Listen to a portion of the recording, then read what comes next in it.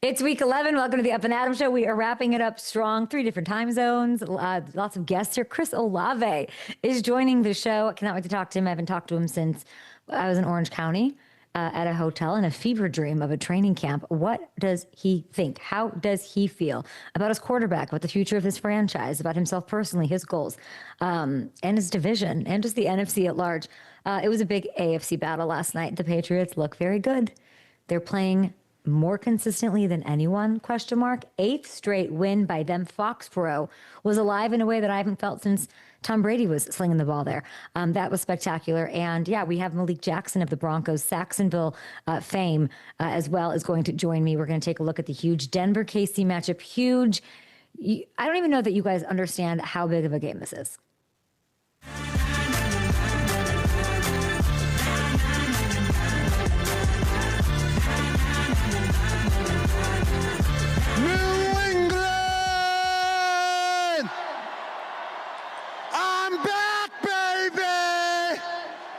Shall I suit up for the second half?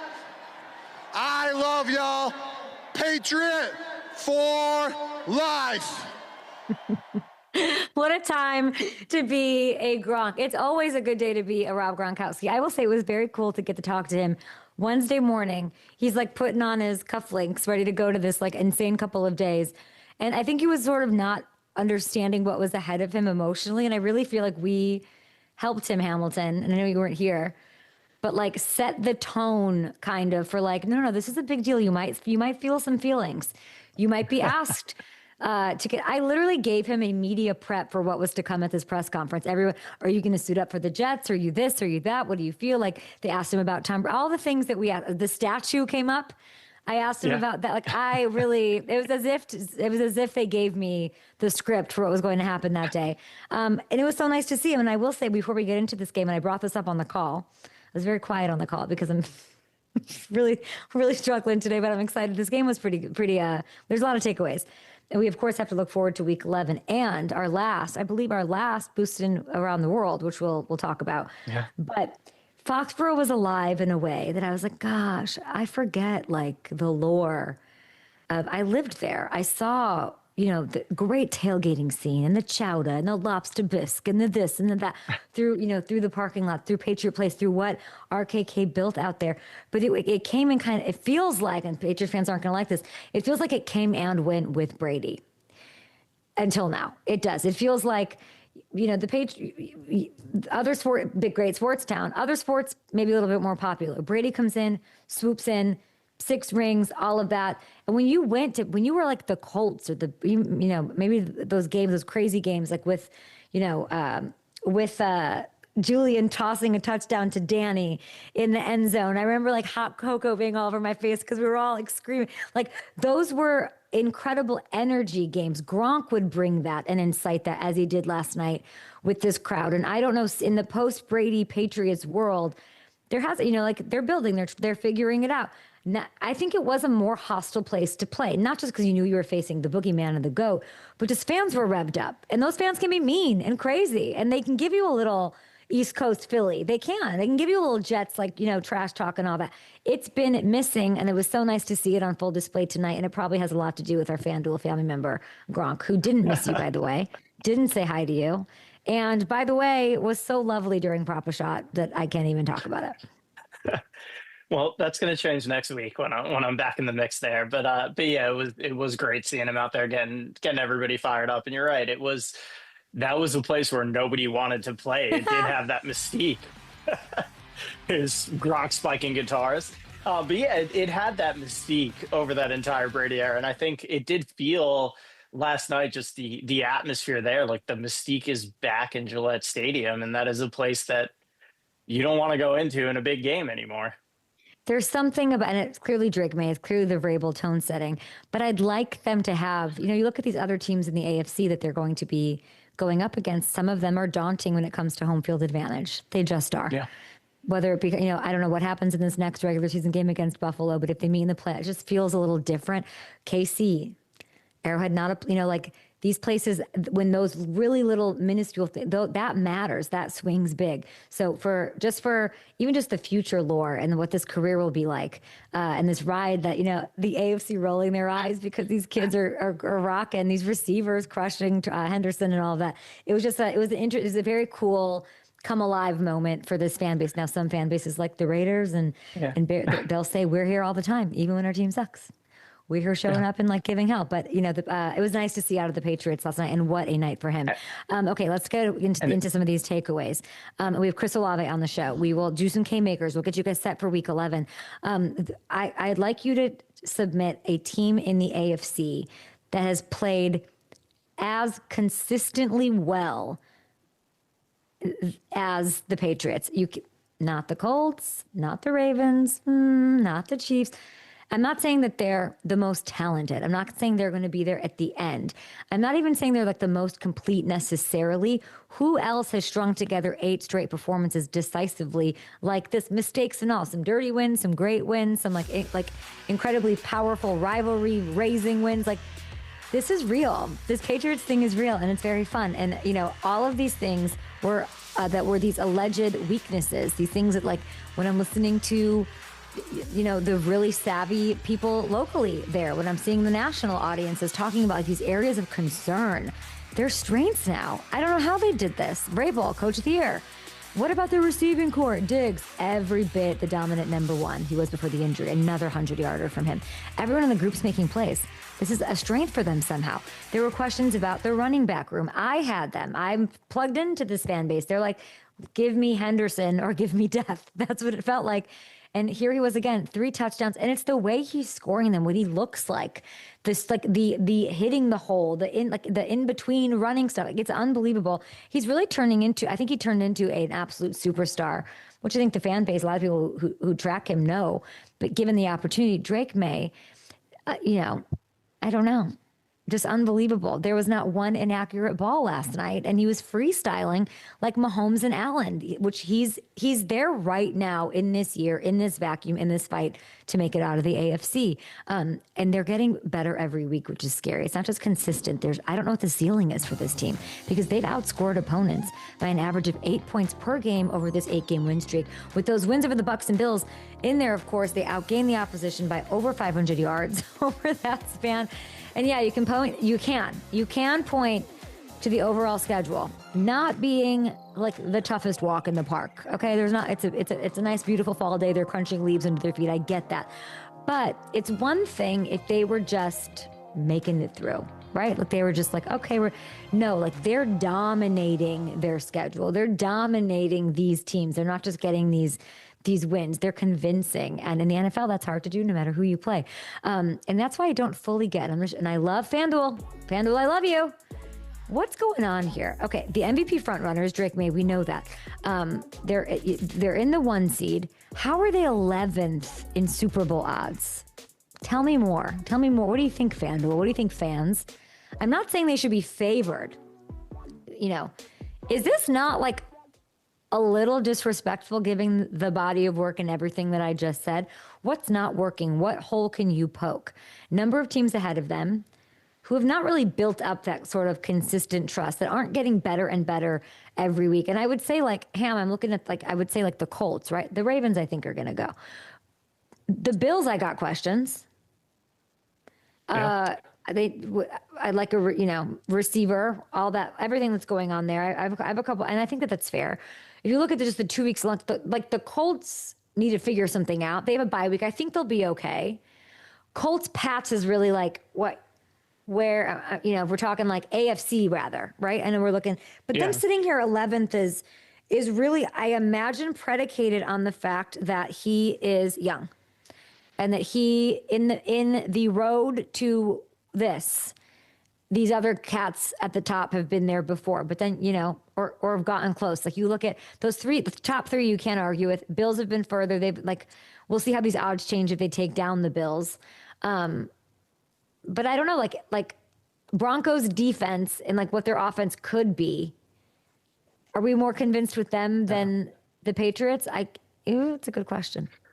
Yeah, and even to your point with the Colts, as great as the Colts have been, they're neck and neck into the standing. It's a legitimate argument, a legitimate discussion that you could have between the Patriots and Colts. The Colts maybe have a little bit more top end talent, but the fact that the gap is plus 1,100 to plus 2,000 between those two teams does seem like a lot. And there's one team, I know we're talking AFC there, but as far as just trust in the whole league in general, I noticed, you didn't mention the Packers there in this conversation either.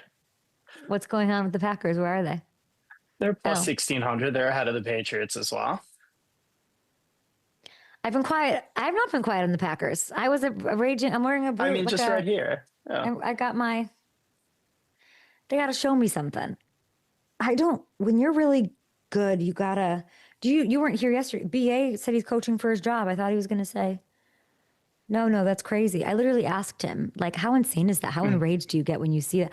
He's like, no, he is. Like, it's not great. I knew they weren't going to make any trades. Did you see me harping on, did I do anything as a fan GM at the trade deadline for the Packers?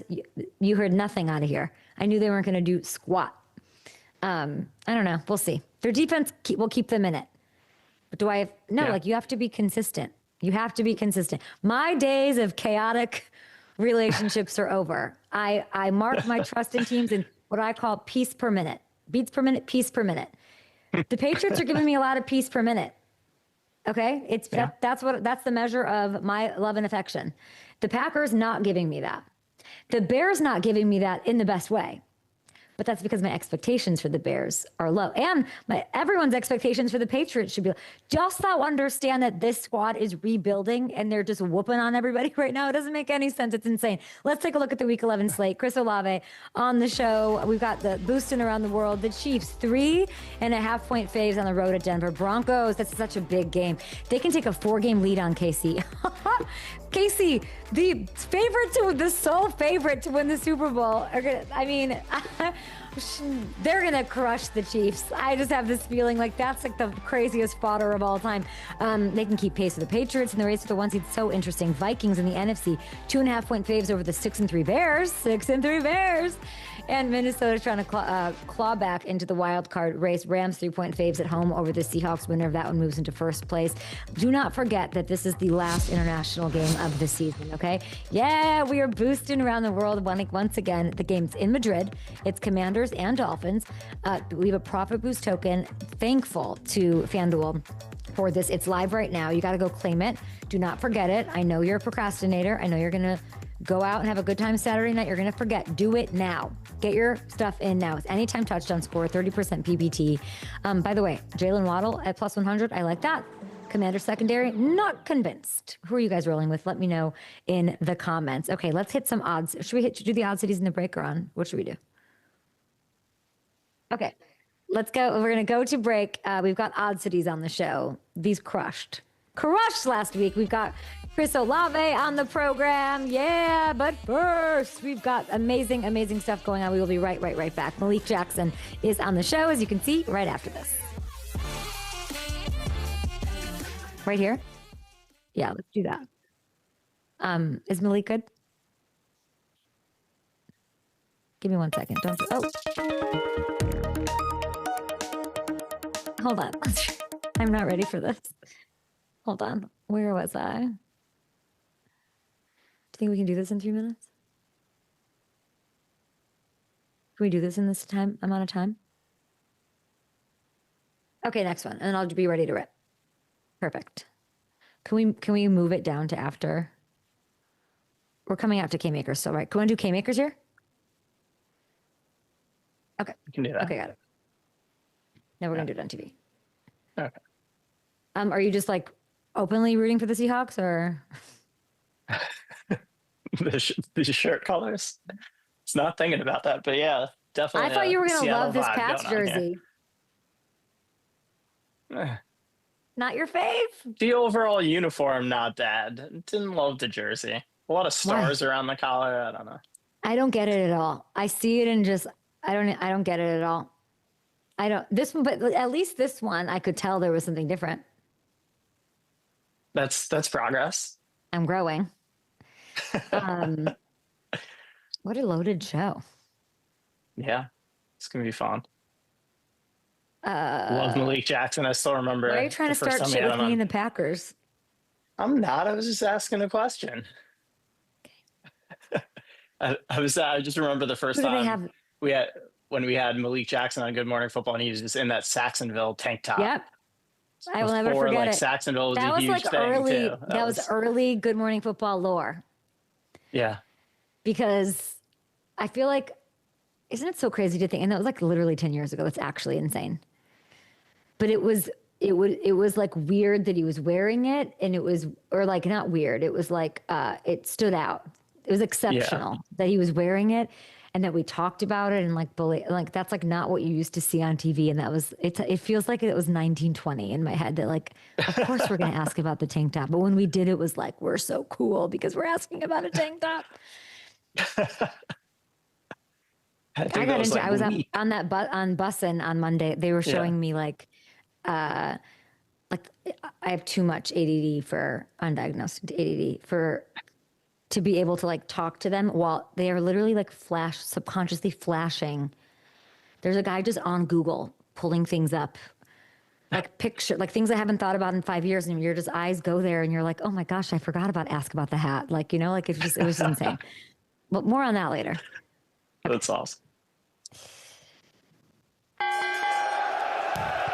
Back on Up and Adams, time for Kitty Makers. Ba, ba, ba, ba. These dudes are going to score touchdowns in week 11. Dost thou understand? Here you go. Give me Brock Bowers. Listen, even money up against the Cowboys pass defense. They've allowed the second most touchdowns in the league. I love that. Up next, Kyron Williams. We're going back to the well. Kyron Williams. Okay, I know the Seahawks defense is very tough. They're so good. Best game of the week, in my opinion. He has scored, though, 6 times in the last 5 games. Anytime I can get Kyron and I can get him at plus odds, I'm taking him. And finally, I submit T. Higgins. Jamar, love him. He's going to get more attention. He got 23 targets the last time these two teams met. T is going to benefit ipso facto because of that, and that is the deal. They got him. Malik Jackson led a charge. They're going to tackle him behind the line. Malik Jackson is going to cut across, just get to the quarterback. It's pressure, and they've gotten to him. The ball is out in the end zone, and it's recovered by Malik Jackson. 10 years in the league, Broncos, Jags, Eagles, Browns, Pro Bowl defensive tackles, Super Bowl champion, Malik Jackson. Welcome to Up and Adams. Do you remember Good Morning Football and the Sacksonville tank top? Of course, of course. Legendary days, legendary days. It's good to be back with you. I appreciate you having me. It's good to see you. I'm excited about these Jags in the second half, but in honor of the Broncos taking on the Chiefs on Sunday, I'd like you to also remember this day. Let's go to week 2, my friend. 2015, you iced the game with a sack of Alex. What do you remember here? Absolutely nothing. No, I'm just kidding. It was a great day, right? Just a lot of wins that year, and just a lot of success. Got my boy Antonio Smith right there. So just remembered really just being in the bag and learning from guys like Vaughn and D. Ware, and just going to every next game, just next game up. The Broncos were up in this one. This was the final play of the game. I very much remember it because it was like the doctor that I just saw you torch, Laurent Duvernay Tardif. He really, you wanted the strip sack, that exclamation point on that one. So beautiful. And I want to start with now, 10 years later, this 2025 edition of that game. Just like 2015, defense is the strength of this team. Different coach, lots changed. What specifically do you look at when you're watching that side of the ball that will determine what happens between Patrick Mahomes and Bo Nix and the defenses, of course? Well, I think you got to look at really the whole defense, right? But not only that, to be a little bit more specific, the D-line rush, can they contain Patrick Mahomes?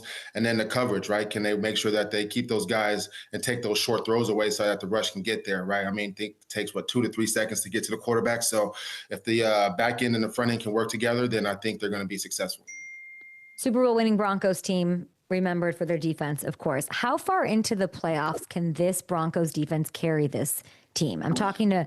I brought up the Broncos defense to Coach Bruce Arians yesterday, and he just went, it's like a dream. Do you see it that way?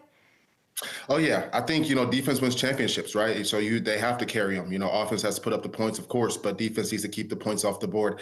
That's the only way you get to the playoffs, right? Is some games are going to be gritty where it's 3-7 or 7-14, and they need to make sure that they're standing up every drive and every play. So I think the defense is showing really good right now, but they got to make sure they're consistent to make sure that they're ready for the playoff. Well, Malik, you think you want the defense to carry him. I don't. Like, I don't want it to be that way. I'd like it to not be a roller coaster, as it has been a little bit from Bo Nix. Yeah. He's coming alive in the fourth quarter. He is leading this team to wins. That I adore. If I'm picking clutch quarterbacks, I maintain he is that guy. Early part of these games, a little rocky. From your defensive mastermind, Super Bowl winning perspective, what specifically looks different about Bo right now than what we saw last year? Not even just last year to now. I think it's just confidence, understanding. I think when you come in from college, the speed of the game is different. That playbook goes from maybe like this to like this, right? And so now you have to learn all the plays, and he's been able to get a lot more trust from the coaches, and they're opening up the playbook for him and giving him more options, giving him more control. So I think now he's been able to come into himself and be able to start doing the things he wants, maybe change a play here and there from what he's seeing. And I think it's just a maturation of the player and the quarterback. You think he's better this year than last year? Oh, yeah. And I think it's showing right now, right? I mean, like you said, when you go in the fourth quarter and you're taking over games, right, you're understanding, you're seeing things, you're understanding what the defense is doing and what they keep doing, and you've been able to pick that apart. I think he's definitely maturing. Now it's just about consistency. Do you think that they can win a Super Bowl like this? Yeah. I mean, I'm not opposed to it. I think right now what we're seeing, of course, is like, the season is always just like the school year, right? Then you got to graduate and go on. But I think right now they're showing good right now. The defense is playing good and the offense is playing well. I think right now, to be honest with you, it's really, can they stay healthy, right? Can they stay healthy and keep all their players on the field and go into the playoffs with the team that they started the season with? That's close. That's close as they start the season with, of course, because you're going to have injuries. Another one of your former teams seems to be coasting to an NFC East title. Defense noticeably better for the Eagles in recent weeks. What's been the most significant thing that has stuck out about this Eagles team? I think Jalen Hurts has got them rolling. I think that he's really pushing that offense, got them moving. And I think the head coach is doing a great job getting those guys day in, day out. Looks like they're having a lot of fun. And that's really it. I think the defense is doing their thing. You saw Brandon Graham come back. I couldn't believe it. I dropped my drink and had to stand up out of my seat when I saw him out there. I was like, no way. I thought he was chilling like me. But I'm happy to see the team out there having a lot of success. I know a lot of those guys still. And I just hope they keep rolling. They have the Lions on Sunday Night Football, so a lot of talk about this offense right now. What is a better sign for the offense, that Saquon had a 100-yard rushing day, which he only had once so far this season, or A.J. Brown having a bounce-back week after just 2 catches and 13 yards against the Packers? I think you have to have a good running game, but I think it's really AJ being able to get those yards because it stretches the defense, right? They don't pack the box, and now it's a lot more opens up for Saquon. So I think really the pass game, they can get him open, get him going. You can kind of get the double teams off of everybody and really start playing a lot of one-on-one football, and I think that's really going to help the whole offense. You were there. You were with rookie Jalen Hurts, right? Yes. What do you remember about him? Just quiet, chill, composed. You know what I mean? It was almost like he was just focused. And when you watch him coming from college, right, he's at Alabama, then leaves and go to Oklahoma, you're thinking like a lot of things about the guy. And you're like, what's going on? I wonder what he's like, And then you get to meet him, you're like, oh, he's just cool, calm, collected, just wants to win, wants to play, and wants to prove himself. And so that's really the what I got with him sitting behind Carson Wentz and waiting his turn. And now you see what it looks like when you sit there and give a quarterback some time to really mature, understand what it means to be in the NFL, not get thrown in the fire, and then have to perform so fast. So I think he's really taken the opportunity that he has and just the education. And I think it really speaks to something when quarterbacks can really sit down and learn for a year or two and then get thrown in there and be able to thrive. How big you're making me think. I remember I used to go to NFL Films every Thursday and with Chris Long. Chris Long was still part of that, that at that point. And he said that even when Wentz was the guy, that Jalen would stay longer, like not longer than Wentz, but he would stay longer than anybody. And he'd be first there, like very quietly would do these things, which I'm sure affected it. But now you're saying this whole thing with Wentz. How big was it for Jalen Hurts, in your opinion, being behind Wentz? I think it was huge, right? Because you get to look at the success, you get to look at the falls, right? You get to understand what it means, the decisions being made and how you would make them different. And then you get to really put yourself in that, to be able to go home, put yourself in a cerebral mindset and kind of visually see yourself making plays. I think it was huge for him, right? Because, right after Carson Wentz left, he got the job. And I think he understood what the coaches were expecting, what exactly throws they want to see, how they want to run the offense. And he went in there and did it perfectly. This AJ Brown thing isn't going away, but I mean, he's obviously talking to reporters and reporters go crazy and ask him it's a crazy circle. I'm so sick of it. I talked to BA about it yesterday. And the more I think about it, it doesn't matter. And I think Jalen is a big part of that. So when I think about it, because it's every receiver wants the ball. This is not new. Not every receiver talks about it, but then it's Jalen, for some reason, Jalen's the reason that I don't think it's a big deal, because I don't think he gives a what about that. He's not and he's saying as much, but I really believe it. I do think some quarterbacks are and OCs and coaches are we got to get him the ball so he shuts up, or we got to get him so he's happy, so he feels involved. There's this, but I don't how much, confidence in that not being an issue is because Jalen's Jalen. I think it's everything, just looking at his demeanor, the way he acts, just the calm, cool, collected, right? Just super chill. Nothing's that big of a deal. I'm going to do what I do and I'll get you the ball when I get you the ball. That's just his demeanor. At least that's what I see, right? And I think everybody feeds off that and they understand during the week. Seems like he's very clear about what's going on, what he's seeing, and it doesn't look like he truly has favorites, right? He's hitting the person that's open, running the plays that need to be ran, and doing that. So I think everybody understands he's not I'm going to get this guy the ball kind of guy. I think he's I'm going to run this offense, and we're going to win and put the points up. And if that's handing the ball off to Saquon a bunch of times, or if that's throwing it to whoever's open, then that's what I'm going to do. I want to show you the DPOY odds. And I'd like you to tell me what you make of them. So this is it. Here it is. Myles Garrett there. He's the favorite. You can still get plus odds on him, though. Who is most likely to give Myles Garrett a run for his money the second half? I think we got to look at I like Aiden Hutchinson. Well, I really like everybody. I like Nick Benito. I play, of course, right? I'm gonna go for Nick, but I think Myles is killing it out there. I think he's really standing up, really trying to help that defense go, really trying to pull that team. So, but to answer your question, who?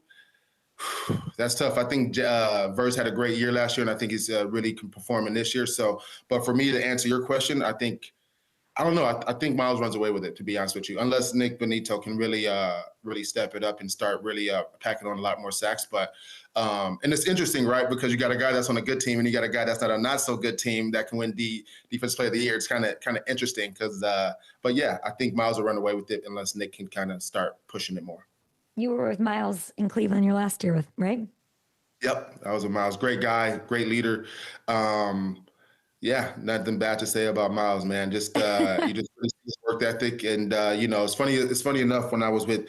It really reminded me of Von Miller, right? Because you're seeing him turn the edge and do pass rushes, and I'm like, damn. I remember when I was young, and seeing Von do that and trying to implement that. And now I'm in my 30s, and I'm like, I have no way I'm gonna do that. So it's. I don't know. Brandon Graham's out there doing it. I feel like that's got to do something to you. Could that be me? No. No, the way these ankles, hips, and knees are feeling right now, I think I'm okay. I'm okay. You're too busy anyway. You're okay. You have your championship. Myles still needs that.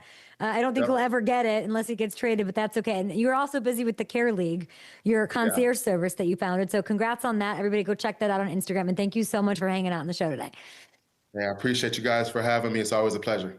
You're the best. Thank you so much. Malik Jackson, we're going to take a short break here. We're going to get to some odd cities. Chris Olave from Defense to Offense here on the show to wrap up a Friday.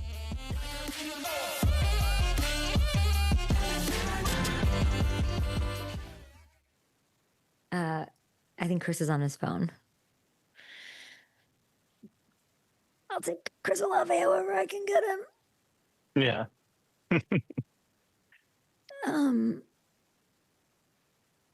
I feel like we haven't dug into any of these games and we're halfway through. We need to figure this out. You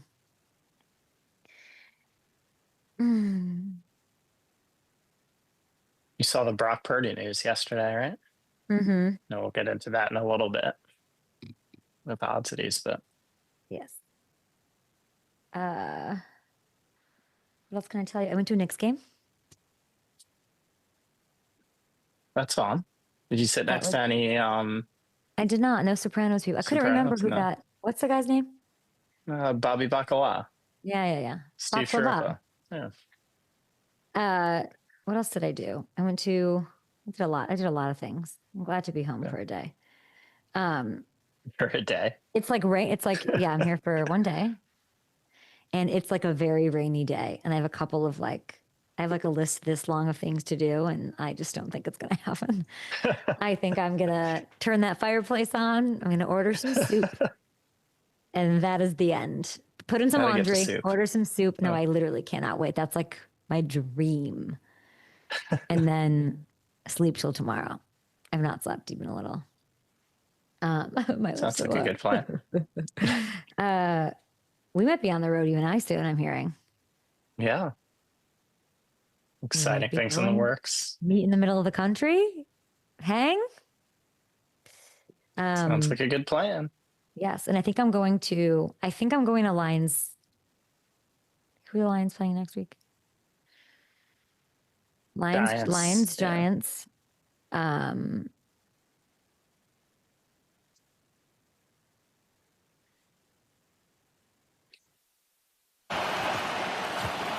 Pressure coming. Shough has a moment. Goes deep down the sideline. And the catch is made. And taking it in is Chris Olave for a Saints touchdown. Superstar receiver for the New Orleans Saints on his phone somewhere. What's going on? Chris Olave, can we see you? Can we hear you? Hello, there he is. How you doing?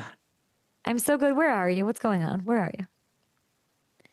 I'm on my bye week right now, so I'm in Dallas enjoying my time off. How's it go? Thank you for hanging out on the show. Congrats on the huge division win going into the bye. What did that feel like? All felt great, got our second win of the year. We're excited, especially going into the bye week, so we get to live it for another week. Get back to work on Monday. I don't know that you'll be able to see this on your phone, but let's take a look here. Season high in yards, perfect time to talk to you. This ridiculous one-handed catch you have to talk me through. Spinning around, toe tap, what is going on? Oh, yeah, it was third down. We was just trying to have a little 4-minute drive, so we had to convert, and we had the perfect play for their coverage they was in, and Tyler threw a great ball. Line stood up and made a play on the ball, and we moved the chains. Chris, I think you're downplaying what is the catch of the year. I think that's the catch of the year. On a Madden spectacular scale, that is a 10. The spin, the one hand, the icing, the game, the context, 3rd and 6. Where is that on the spectacular catch scale for you? It's a great play. Like I say, he made a great ball. He threw a great ball, great placement where I could make a play on the ball. He was kind of holding my left arm, so I only could get one hand up, and it just stuck to my hand, really. I tipped it to myself, and like I said, I just tried to make a play on the ball. Ocho Cinco and I are working on something with Madden a little bit later. This is the top of my list for him. This is your spectacular catch rating, and Madden is 86. That is disrespectful. You need a boost.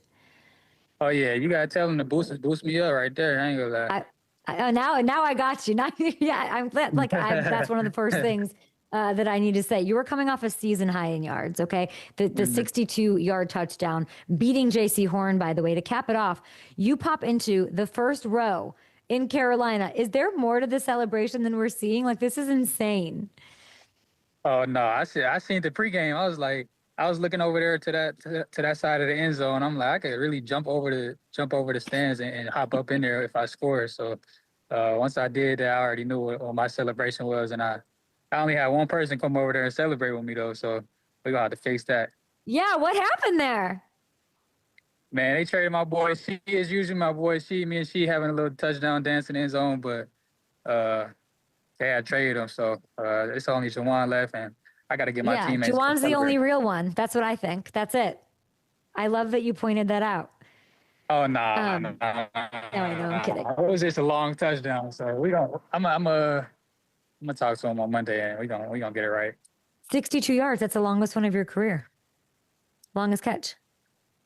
Oh yeah. That was a great throw. Like I said, finally trying to stretch the field. And I'm excited going forward. What's going on with this deep ball connection that you two have? It seems to be on another level and no one's talking about it. Let's talk about your quarterback and that connection. What's behind that? Oh yeah, that's one of his strengths in his game. He could throw the deep ball really well. He's big. He's like I said, his deep throw accuracy is great, and I'm excited going forward. Like I said, he could throw the deep ball with the best of them. So I'm excited. That's one of the best parts of my game. So I'm excited to build that connection going forward. It is the best part of your game. What is it about Tyler that opens this offense up for you? He's so poised. He's so poised back there. He prepares with the best of them. The way he prepares, he's so ready to go into the game. He knows everything, all the different looks, all the different coverages they're gonna do. He knows all his reads from first to fourth. And like I said, he's just poised back there. He does great in the scramble drill. He's fast. He's faster than people realize. Really? He could get out the pocket. And like I said, he keeps his eyes down the field when he's scrambling. So that's a great trait to have in the NFL. Well, I bet you're his favorite because you're like one of the best deep threats. Your vertical route running, all of that. This is sort of perfect for you, and I'm glad that he's be able to maybe help unleash that or let you show that because you have that. That's like I love that you're giving yourself credit for being that, and that'll sort of be unlocked for you in this. When I talked to you when you guys were at training camp in Orange County, you didn't, there was a quarterback battle kind of going on, right? There was like, what's this, what's that? Yeah. When you look at Tyler. And he's kind of quiet. He's older than you, which is weird. Like a rookie who's older than you. What have you learned about him since you and I sat together to now, as a guy? He's just poised as a regular human, not just a football player. He's just poised. He couldn't wait for his opportunity. When I talked to him earlier in the year, he was just he talks how he is now. He was excited for his opportunity. He couldn't wait to get out there on the field and be able to start. So now that he has the opportunity, he's taking advantage of it. Like I said, he prepares like the best. Even when he wasn't starting, he prepared like the best. He sent us the plays early in the week, the third downs, the first downs, and like I said, he's just poised, and I'm excited for him to be back behind that center. He's poised. You're open. You talked about a little bit of anxiety going into Carolina. Of course, so you had that awful, understandably, that scary injury going into last season. I think it's very cool and refreshing that you're talking about that so openly. How did you manage that going into that game? What was that like? Yeah, it was tough. I didn't really think about it all week. I had a great week of practice, and then I woke up feeling great that morning. But once I stepped my foot on the field, it kind of attacked me so fast, and it was tough at first. Trying to warm up, having a lot on my mind, a lot of anxiety, really like paranoid out there. But like I said, I had my close people out there. I had opened up to my coach, some of my close teammates. My pops was out there by himself, so I could talk to my pops, try to loosen my mind up, and I just needed a couple plays. That first drive really got me back comfortable out there, and it was just back to regular. What does that do then to have that kind of a performance after feeling that? Like, what is that? Does that do something for your confidence? Do you feel like that'll like diminish the paranoia like in the future? Like, because it's whatever you did, and thanks to Pops, it worked. Oh yeah, for sure. Thanks to Pops. But no, it ain't really, not a confidence booster. It was my first time playing back at that field at the end of my season. So this is my first time playing over there again. To have that type of performance was huge though. I feel like it was all God. A lot of prayers I had sent up, and he looked out for me that day. I'm very grateful for that. There's a lot of talk about the Saints at the trade deadline. Nature of the business, a lot of teams lost some huge pieces. Rashid Shaheed, like you said, went to Seattle. What was that like having it? It sounds like you two were close. Oh, yeah, that was my boy. We came in together, 22 draft class. He was undrafted, though, but it was huge. It was tough for me all week. It was tough when he got traded. It was like one of my best friends on the team.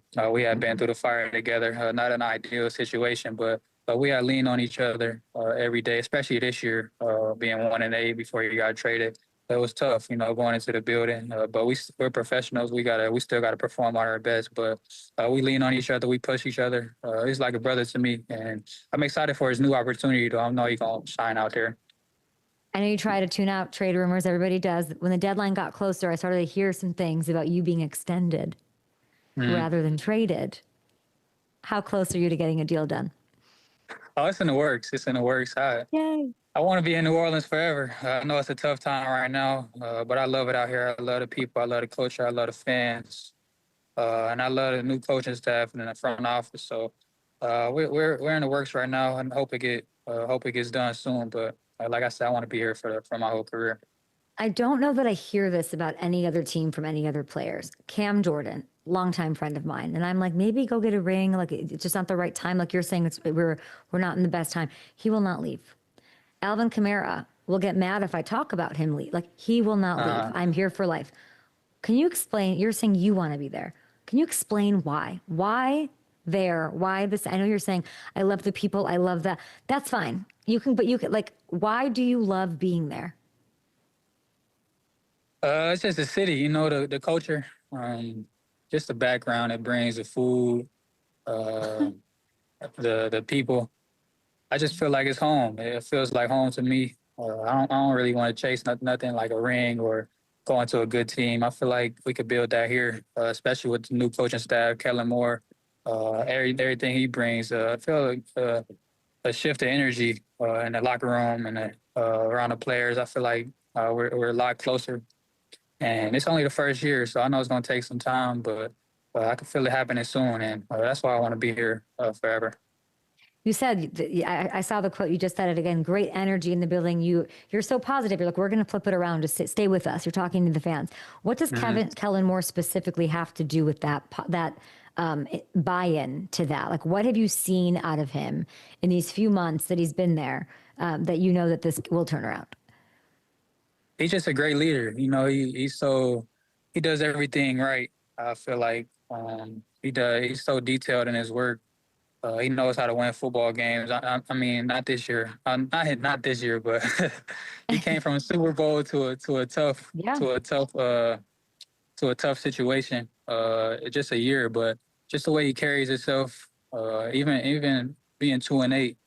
I know it's tough. I know he's so frustrated. I know it's taking a lot on him, but just the way he leads the team means he leads the team just with just such great energy and just moving on so quick and try to move on and get some wins. I feel like he does a great job at that, and I'm excited moving forward. Did you watch the game last night at all? I watched a little bit. I seen my boy Trey had 3 touchdowns. Tell me, this is your Buckeye teammate. A lot of fans in the NFL getting to know him in the national way. What do people need to know about TreVeyon Henderson? Nah, that's just the start, man. I seen it. I was a senior when he was a freshman. I think he went for like 1,200, 1,300 yards his freshman year. So he's a special player, but even better human. He's acceleration. The way he could catch the ball out the backfield too is even better. But I feel like that's just a start, man. He's gonna tear the NFL up, man. They're 9-2, so he's gonna take that into the playoffs, and he's gonna be a huge part of that team. I love that third pass rookie to have 3 touchdowns in a game. Like it's Gronk did it. I think Sony Michel did it. And I love that. Is it giving Kamara when you're, I like watching you watch the highlights. You like interrupted yourself watching. Let's roll them again. What are you seeing? And does it give a little Kamara to you or no?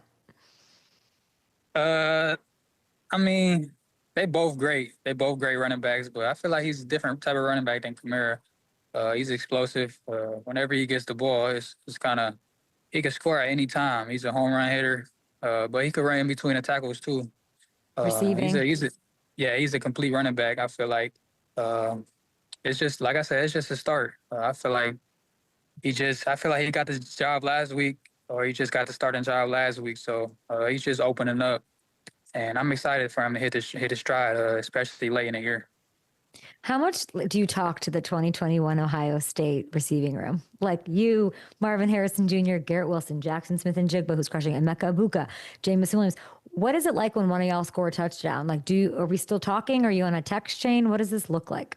Yeah, I'll be reaching out, especially when they be having good games. We don't really got no group chat or none of that. I just be reaching out on my own to them, but it's exciting. I feel like I knew in college we had a special group. We all worked hard to try to be the best, and that's how it turned out to where we are today. Being able to be on everybody on separate teams, but we all still close we all still close and reach out to each other, especially me whenever they have a big game. So. I did not realize that. So. Is there a world that JSN is Offensive Player of the Year? I know Jonathan Taylor. Like, is it nice to see him getting this love? Oh yeah, for sure. I seen it when he first stepped on campus in the spring. I seen his potential and how good he was a receiver he is. So I feel like he averaging 100 yards a game. He getting that every week. I don't know how, but how teams. I know they got a game plan for him, but he still manages to get 100 yards a game. So I hope he hits his stride later in the year. I know they're going to make the playoffs, and I hope he shines in the playoffs, but I hope he get that award. He's much deserving of it. He's doing a great job over there. And now I don't know if I love JSN. I love JSN, but now he gets to play with your boy. I don't really your best friend. Now I'm like sick of Rashid's there. Like, oh yeah. What did you tell? Yeah, what did you tell? What did you tell JSN about? Like, what would you tell him about him? Oh, I feel like he's gonna open JSN up even more. You know, she got generational speed. He's gonna stretch the field. But he's a great route runner too. He's a great receiver, and I hope they let him do that over there. I know Kubiak was here last year with us. Yeah, and he loves speed, so he's just gonna make the offense even more explosive. I hope it's gonna be tough to beat them in the playoffs. You think they're I'm gonna? excited to watch them. JSN, I just looked it up. 115.7 yards per game.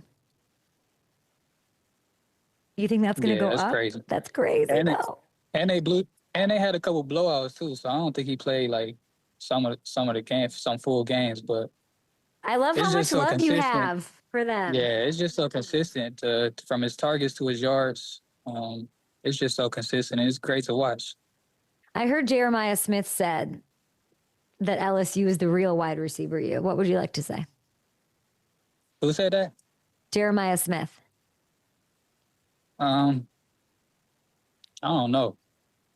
I know they got a couple. They got a couple great receivers. Not a couple, but they got some great receivers over there. But I feel like we match them. We got a lot of. We still producing too. It's still coming out of college. Still gonna be first rounders in the future. So it's kind of a tough conversation. But I feel like it's 1 and 2 with us and LSU. I think there's no debate. Ohio State is a wide receiver. Okay, go enjoy your bye week in Dallas. Have fun, relax. Coming off such a great game. You're smiley. You love where you are. And it's been so incredible to watch. I can't wait for you to hop in the stands in more places. Atlanta Falcons next week. So some big games down the stretch. Thanks for your positivity. And I just appreciate it. Thanks, Chris. Yes, appreciate you for having me. Thank you. Thank you. Talk to you soon. Short break here. We'll get to some odds after this. Not players coming out on their bye week. I love it so much. Thanks to Nick Cross and Chris Olave for kicking it on their bye week. I like that. Yeah. Did I misunderstand the Jeremiah thing? I'm very confused. Did I do that wrong? Oh, no. It's just because, having an Ohio State guy say that, like, I don't know if you're just trying to be humble, Jeremiah, or what, but, like, you got to claim that wide receiver to you. Ohio State. Humble is Chris Olave, who wasn't like, let me call you and, like, give you a headlock, right? Yeah. I don't know. Yeah. Interesting. Yeah, that bombed. Oops. We'll come back on the air and do odd cities. Yeah. Yeah. Great. Perfect. Yeah, it's so funny because Richard, I texted Hamilton and go, "This is an Ohio State guy, right?" Like, and then you said, "No." I asked. Yeah, I asked. But then it weirdly, then I was like, "Oh shit, did I get that wrong?" Because of the reaction. But I like watching Chris watch Trey's highlights. That was the best part of that for me. He's like talking, and it's like me on BUSSIN watching. Like, yeah, I'm talking to you, but I'm really looking over. Like, he's like kind of entranced by it. Very cool. Yeah. He does not think that he gives AK. Interesting. All the traits he gave, though, were very, I know, I wouldn't put it out. Yeah, I told them. But yeah, all the traits he named, though, were very AK traits. But yeah. I know, which is why we're not doing that. Yeah. We're not putting that out there. No, I already told him as soon as he said it, I messaged them. Yeah. Cutting room floor. Yeah. Like, yeah. What was I going to say? Forget. I'm all over the place. More than usual. What was your takeaway from that Knicks game? That's what I want to know. I didn't watch any. Not a freaking second. But even just the experience was. I was at like a. I did a panel yesterday. I did a panel like being asked questions. This was a really uncharacteristic week for me. Like, I not only went on a podcast, which was but I also like did a panel where I'm like, yeah, I'll do it. And then you like fly in and just like ask questions. No, I was on the panel. They were asking me questions. What were they asking you? Matthew. I don't know, but I talked about how we used to like eulogize people on Good Morning Football. Like the biggest like gaffes on air. And I'm like, I've done it all. I've spilled coffee on the table. I've killed people who are alive. I've dropped an F-bomb. I do, yeah. Oh, no, yeah, I do. Yeah. Cool. Time now for ODDS-ITIES. We are so good at this. We found what we're good at, okay? Home run. We're going to highlight some weird eye-popping stats. We're going to get a leg up on the overlords at FanDuel Sportsbook. First up, here's something that's very odd. George Kittle scored touchdowns at nearly double the rate when Brock Purdy compared to other quarterbacks that he's played with. Isn't that odd? I don't know what this is. I like the other one better. I don't know. This is making me frantic. Oh man, he scored 21 touchdowns in 37 games with Brock compared to 27 touchdowns in 81 games with everyone else. This is an insane split. Are you guys seeing what this split is? Look, in the last row, 21.4% of Brock's red zone targets. Compare that to 2.6 he's gotten with Mac Jones. With Brock back in the lineup, George's odds are really odd, okay? When it comes to finding the end zone this weekend, it's plus 140. I'm definitely taking that. This music's giving me anxiety. It's like this just in. Okay, next, another thing that's odd that you should consider when you're doing your splits. We're going to stick with the tight end theme here. In just 9 games, the Cincinnati Bengals have already allowed a league-leading 12 touchdowns to the tight end position. That is...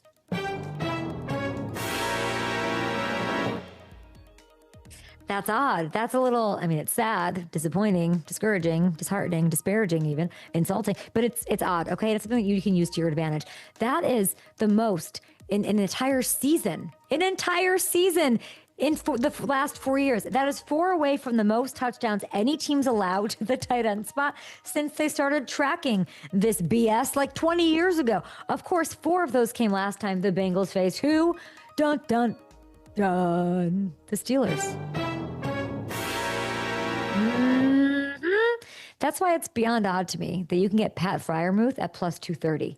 That's odd. To find the end zone on Sunday, I'm taking a swing at that. Last but not least, Panthers running back, everyone's favorite, 2025 running back Rico Dowdle ranks 2nd in the NFL with 117.5 rushing yards per game since week 5. Second to only Jonathan Taylor in that span.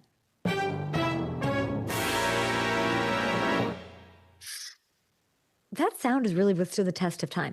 Okay. I know you're thinking, is that really 117.5 rushing yards a game since week 5 is insane. That's 30 yards more than his line, which is 87.5 this weekend against the Falcons. Are y'all sleeping at the wheel, overlords at FanDuel Sportsbook? Are your abacuses broken? Atlanta's allowed the 5th most rushing yards in the league this season. They've allowed like $150 a game. I like the over for Rico in this one. Quickly, I want you guys to remember we've got Boost Around the World. It's Commanders, it's Dolphins, it's Madrid. My Boost Around the World Profit Boost token live on FanDuel. Make sure you claim it so you don't forget that with the early morning game. 30% PPT for one anytime touchdown scorer from that game with no restrictions. Just a couple minutes left. Ham, I got nothing to talk about. Go do this. Yeah, I like Waddle in that one, by the way. Here's the week 11 slate. What else? Do you want to ask me anything about the BUSSIN guys? Like it was, I didn't tell you any of this. Yeah. They like, they hired like a cleaning service when I went. I mean, it's like very boyish, you know? Like it's a boys zone. they like lit a candle. It was funny because I thought I was going to be there for 12 seconds. Like I'm going to sit down for 40 minutes. I had like a beer and a coffee. So I was going to pee in my pants. So by the time we got, and I like looked up and they were like, we've been here for 3 hours. I'm like, what?